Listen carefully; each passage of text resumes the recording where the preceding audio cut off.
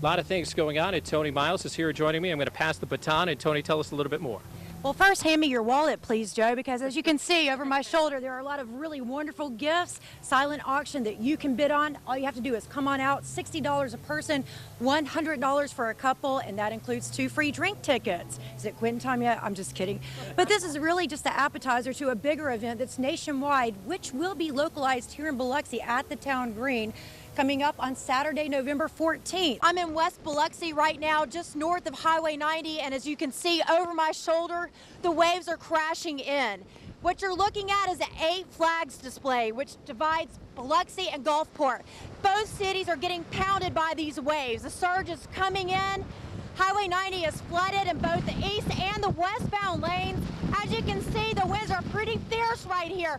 And just to show you how dangerous this storm can be and how strong the winds are, look over here over my shoulder.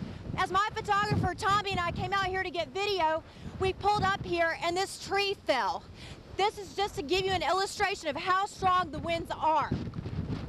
The rain is still coming down in sheets, and as you can see, the waves are just crashing up here at the seawall. No telling when it will stop coming in like this, but one thing's for sure, at this point, the water is on the rise, and this storm is far from being over. 40 and Friends Toni Miles is out at the scene, and she's joining us this morning. Toni, what's the scene look like out there this morning? Well, as you can see over my shoulder right now, it's pretty quiet out here, but it was a much different story yesterday afternoon after an attempted carjacking. We're told that a 61-year-old man, Harry Williams, was trying to fuel up here when he was approached by 3 teenagers. Those teenagers tried to carjack him. They were unsuccessful, but they did manage to shoot the man in the upper chest. Now, we're told that Harry Williams is at UMC this morning where he's in stable condition. Meanwhile, the hunt is on for those 3 teenagers. Police told me this morning that there were a lot of witnesses around, so they have a pretty good idea who these 3 teenage suspects are. Meanwhile, I did talk to the store owner's father as he was opening up the store. He tells me this isn't the first crime that's happened here. In fact, over the past year, I'm told that there have been at least 5 shootings, a number of carjackings and purse snatchings here. He says that he and his family are scared to even go to work, and they're hoping for more police patrols. Laura, back to you. Red eyes soon disappear beneath the murky waters of Claiborne County's Bayou Pierre, the site of many of the state's record-breaking gator catches.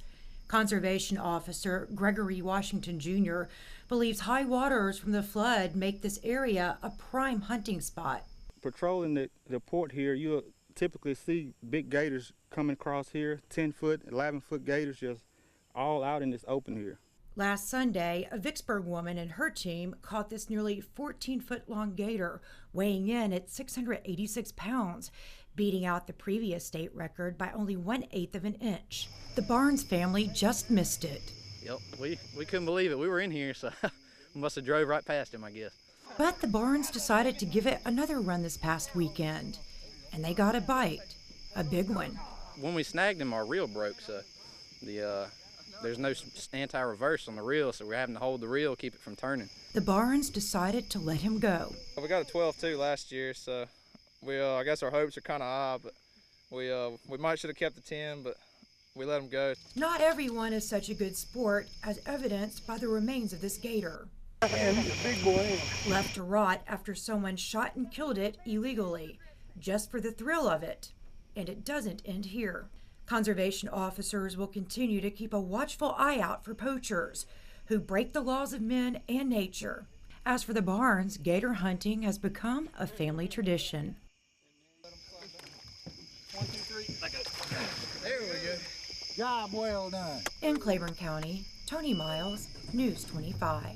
Okay, so Toni, we hear that a bat attacked you while you were on that alligator shoot this weekend. What happened? Well, I managed to catch that second round when the bat attacked me for a second time. Take a look at it.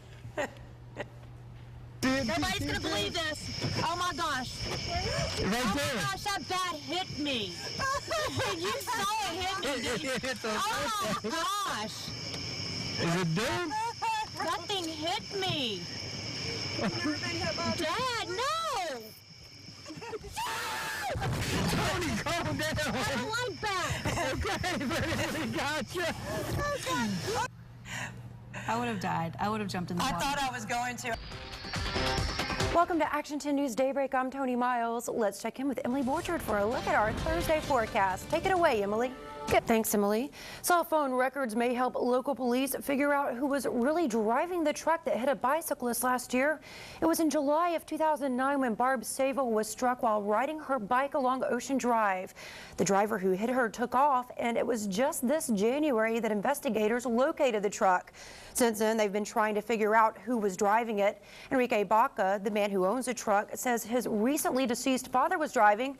Police, however, aren't sure that's the case. Cell phone records show the father's cell phone may have been in Laredo when the hit and run happened. I'm gonna hop on the bull real quick and I'm gonna send it back to you in the studio, live in downtown Gulfport. Shelby Myers, News 25.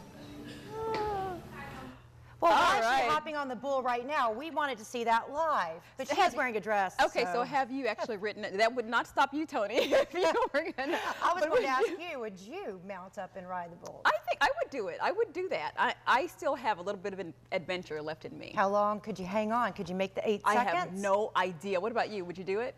I've You done would it do it. before. Oh, please. Easily, easily. Can you go into 2018 fit for the fight?